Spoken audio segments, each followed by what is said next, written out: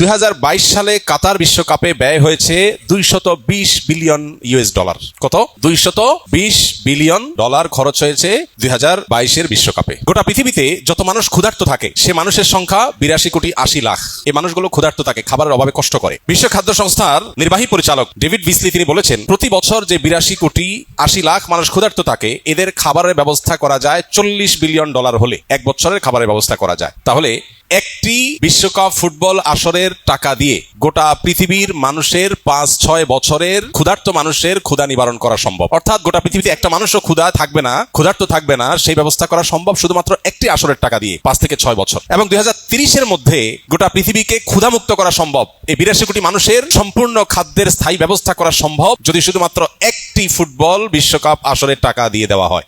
নাম দিয়েছি যেটার খেল তামাশা, ওইটা এতটা সিরিয়াস যে সেটার জন্য যে টাকা খরচ করা হয় তা দিয়ে বিশ্বের মানুষের ক্ষুধা নিবারণ করা সম্ভব।